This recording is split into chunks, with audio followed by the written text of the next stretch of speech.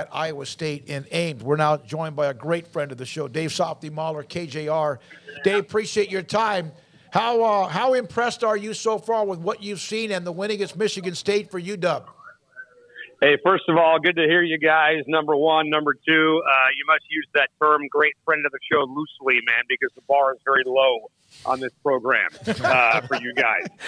When it comes to pals, I think anybody who picks up the damn phone and calls it back is a great friend of the show. But yeah, no, I'm fired up, man. I mean, look, I'm drinking the Kalen Kool-Aid right now after what I saw on Saturday, and you know, maybe it's just the homer in me. I don't know. Maybe it's the desperate fan in me that just wants so badly for UW and Washington to be back to the glory days of, 2000 with Rick Neuheisel and 1991 with Don James and the mid-'70s and late '60s with Jim Owens and guys like that. But, look, man, they pretty much manhandled that football team on Saturday night. I don't know how much of the game you guys were able to watch, but they're leading by 25 points in the fourth quarter. It's 39-14 with 9 minutes to go in the game. So the score doesn't even really show how dominant Washington was in that game. Michigan State's running backs did absolutely nothing on the ground in that game. This is a football team that was getting after the quarterback big time in the first two games of the year. Jacoby Windman, the transfer linebacker or edge rusher from UNLV,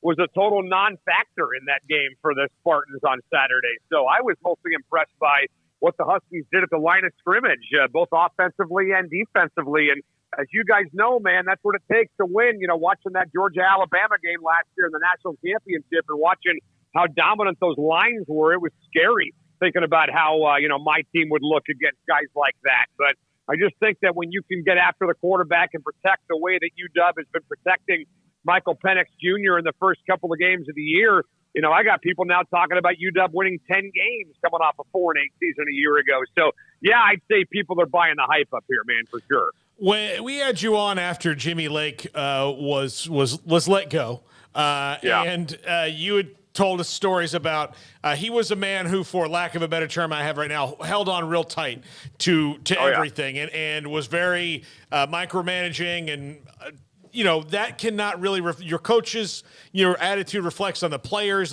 kind of reflect that. Is this just kind of relief being with someone as a head coach who is the opposite? Well, it's a relief being with somebody who's not a child. It is a grown-up. And that's what I'm seeing out of Kalen DeBoer. And look, I mean, I'll be honest with you, man. When they gave Jimmy Lake the job, I thought it was the right move. I think Chris Peterson thought it was the right move, and I think most of Husky Nation thought it was the right move. You got to remember that back in the day, Jimmy Lake was one of the most sought-after defensive coordinators in the country, right? There's a reason why Pete Kwiatkowski, who's now Stark's coordinator at Alabama or at Texas, there's a reason why he gave up his gig as defensive coordinator to let Jimmy Lake take the job, because he knew if he did not, that he would have taken off and gone somewhere else. There were a lot of schools that were looking at Jimmy Lake as their DC, including Alabama and including Texas A&M. So he was hot, and as my buddy Petros Papadakis likes to say, it was the right move to hire Jimmy Lake, and it was the right move to fire Jimmy Lake. But they never should have gone 4-8 last year, just like they never should have gone 0-12 with Tyrone Willingham in 2008. There's too much talent on this football team, and you're seeing it right now. Look, they brought in a couple of different pieces, namely their quarterback and the transfer portal. But that team never should have gone 4-8 a year ago, and I think you're seeing why now. Well, you mentioned the quarterback a couple of times. Michael Penix mania, I'm sure, is going on right now in Seattle. Softy, your thoughts on just his play, the different style that he brings to the Huskies, and the success they've had with him at the helm so far?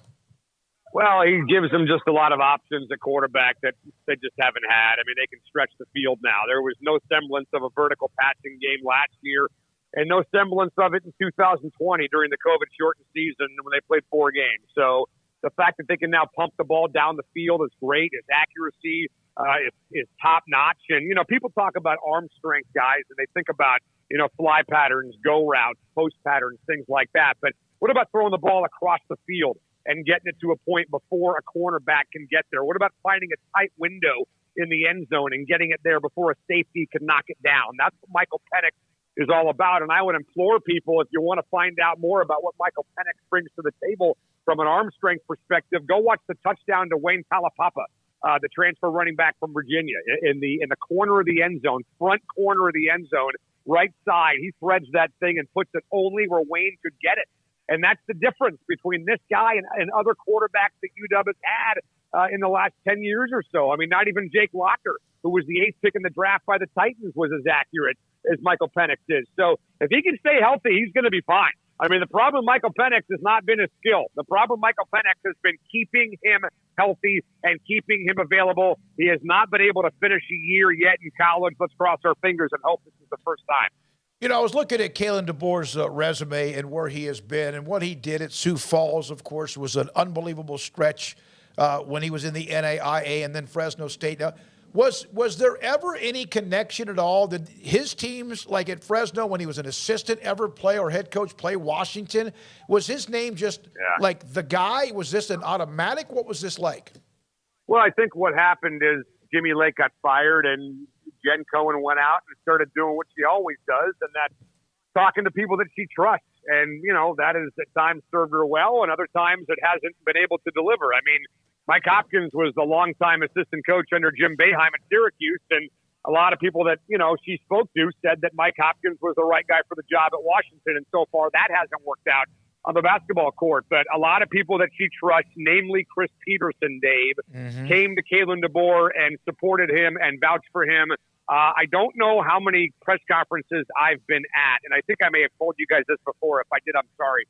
I don't know how many press conferences I've been at where a guy gets introduced as the head coach and the previous head coach is there to support him, or, you know, other head coaches that have been at Washington were there. Chris Peterson was at Kalen DeBoer's press conference.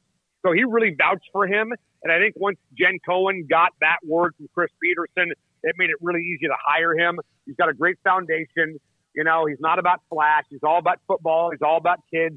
And everywhere the guy has gone, he's won. I mean, look, it may not translate at this level the way it did at South Dakota or the way it did at Fresno, but he's been around a winning culture for the last 10 to 15 years. Was there any Big Ten, Pac-12 flair in this game, you know, expansion stuff? Oh, yeah, absolutely.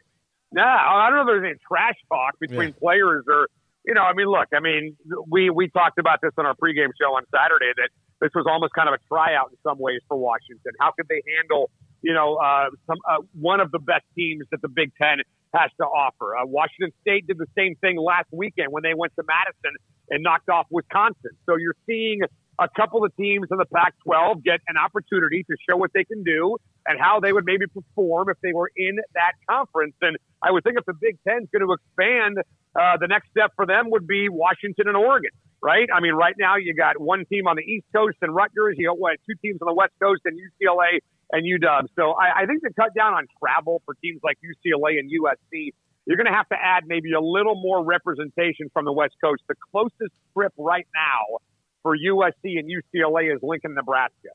And that's like 1,500 miles away, if not even more than that. It might be 2,000. You can look it up on your little internet thing there. But it's a long trip, right? It's a long trip for the kids, and it's a long trip for fans. You have to go out and make trips like that. You want to follow USC, you want to follow UCLA, and you're flying 2,000 miles minimum for every single game you go to. Normally a trip like that, as you guys know, is just simply a non-conference game. And you do it once a year, or maybe once every couple years or 3 years. If you're a Husky fan, you'll make a trip to Ann Arbor or Columbus or, you know, Baton Rouge, you know, for the LSU game or whatever. So I think in the end, the Big Ten is going to want to expand even more. Kevin Warren, the commissioner of the Big Ten, has pretty much made that clear that he wants a bigger footprint, and he wants that footprint to be the entire country. Well, they're on their way to doing that.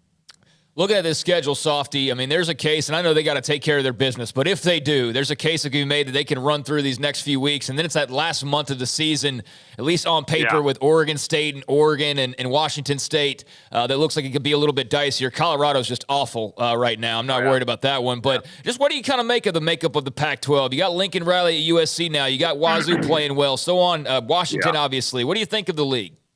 Well, here's the cool thing about the Pac-12 schedule the Huskies play. They don't play USC and they don't play Utah until at least the Pac-12 championship game. So that's a gift, man. That's a gift from the gods to not have to get those teams. And, you know, Stanford's given UW trouble for a long, long time. UCLA at the Rose Bowl is always a difficult thing to get up for because there's nobody there, right? It's like going to Stanford, man. It's like there's a reason why they call Stanford the library. It's very hard to get motivated once you're out there because it's so damn quiet. The Rose Bowl the same freaking way. I think college football players feed off energy. They feed off the crowd, even when it's a crowd rooting against you. And for the Huskies to have to go to UCLA and then play Stanford, it's hard to play in stadiums like that. But the Stanford game is here.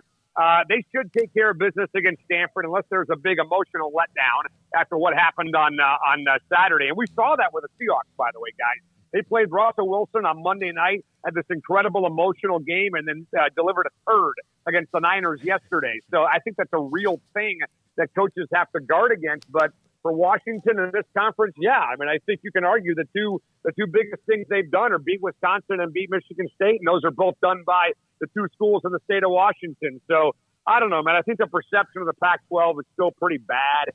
You guys could speak to that from your chair in Texas more than I could, but I think if you drive across the country, outside the West Coast, you go Midwest, South, East Coast, and you ask people for their perception of Pac-12 football, I think it's still pretty bad. Yeah, it is. And obviously they're going through trying to figure out what they're going to do in the future with all of what's happened with USC and UCLA. Has that kind of fallen off? Paul asked about maybe something there because of the expansion or possibility. Has all that discussion or worry about where people end up, is that not even on the radar now, or is it? Well, I mean, it's still a conversation, but not as much as it was when the story first broke, when Wilner put it out there a few weeks ago, because there were no games going on, right? Now we have games going on. Now we can talk about Michigan State and Stanford coming up on Saturday and all the big games we saw over the weekend. So when there's nothing else to distract you, right, and your attention, you tend to kind of gravitate towards one topic. And when that story came out, it was a gigantic deal. I think a lot of Husky fans were freaked out. A lot of Cougar fans were freaked out, and Beaver fans that maybe they'd get left behind. Does the Big Ten really have an interest in bringing on a market like Pullman, Washington, or Corvallis, Oregon, which are very, very small towns? So it's obvious that Kevin Warren is into the media market size. He went and got L.A., he went and got New York, and maybe he's going to end up getting Seattle when it's all said and done. But, yeah, the conversation about the Big Ten versus Pac-12 is certainly still being chatted about, but not nearly as much as it was a month ago. Dave Softy Mahler, KJR Seattle, with us on 365 Sports. Jalen Polk, the wide receiver, he's from here. He's from Lufkin, Texas, in East Texas, where we were a long, long time. What a game for him, huh? He was awesome. And you guys know, I think about his story. He actually broke his collarbone in the first drive of the Montana game a year ago and missed almost the entire year. Came back towards the end of the season, but was never really the same. And he's a part of this wide receiver core that, I tell you what, man, Ryan Grubb, who's the offensive coordinator for UW, he's going to have a little bit of a problem getting all these guys the football. He's got Jalen Polk, who is the Pac-12 Freshman of the Week. That was just announced today. He's got Roma Dunze. He's got Jalen McMillan. He's got Giles Jackson, the transfer from Michigan. He's got Taj Davis, who's the big 6'3", 6'4" wide receiver on this football team. And now he's got to find a way to get all of them the football. And they're having the same problem with their running backs. I mean, they got, look, you got Wayne Talapapa, who's the transfer from Virginia. You got Cam Davis, who was already here. You got Richard Newton, who was already here. You got Javion Sunday, who's from your neck of the woods as well, who I love as a player, but can't find the field. I mean, there's all these guys that they just cannot find a way to get on the field. So Jalen Polk has been tremendous, and I'm so happy for him, dude. Dave, coming off the injury from a year ago, for him to have the kind of game that he got and getting behind the defense the way he did. I think a lot of people across the country were kicking themselves for not offering Jalen Polk after that game on Saturday. Softy, before we let you go, your thoughts on the Seahawks. Got that big win, the revenge against Russ, so to speak, and then turn around in the loss to the 49ers. Your thoughts on the Seahawks right now? I think that they're limited at quarterback. I mean, there's a reason why Geno Smith has been a backup quarterback his entire career. And if you think that Pete Carroll can turn chicken crap into chicken salad or water into wine, then go for it. But I think that Geno Smith is what he is. I think 8-9 years of NFL football and data show you what Geno Smith is all about. And, look, and Pete Carroll is, not prone to let his quarterbacks take chances. Part of the reason why Russell Wilson's playing for Denver now and not Seattle. So I think he's a placeholder. I think Drew Lock is a placeholder. And the next great quarterback of the Seahawks right now might be in diapers, for God's sake. So this is anything that happens in 2022 for me is just gravy. You know, they win, great. They lose, great. You know, root for the Broncos to stink and get a great draft pick from them and the Russell Wilson trade. And if the Hawks join him in the top 10, then awesome. But it's funny, and it's fun, as a matter of fact, in some ways, almost watching the Seahawks and not really being on edge about every single game because, again, anything that happens for the Hawks this year, in my mind, is a bonus. Hey, if you bump into Will Nixon, that's another one.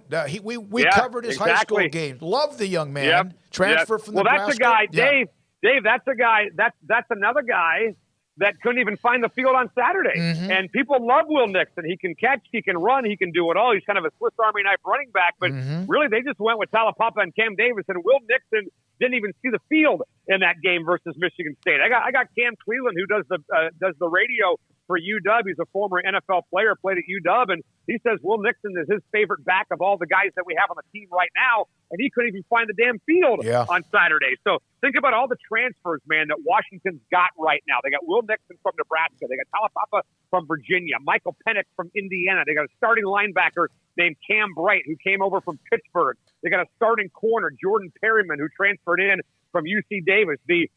Giles Jackson's from Michigan. Jeremiah Martin, number 3, came to us from Texas A&M down in your neck of the woods, and he looks like he might be stepping it up a little bit. The amount of players that Kalen DeBoer has on this football team right now that came from the transfer portal are unbelievable. And I shudder to think where this team would be without the transfer portal. They'd have Sam Heward at quarterback, who's a 5-star guy, but he's not really ready yet. And then Dylan Morris, who, God bless him, does the best he can, but just doesn't have the physical tools. So the transfer portal, as Sammy Sosa said, has been very, very, very, very good to UW. And so was your segment, as we knew it would be. Softy, great to have you back on the show. Good luck this week. All right, see you guys. Bye. Thank you. Will Nixon,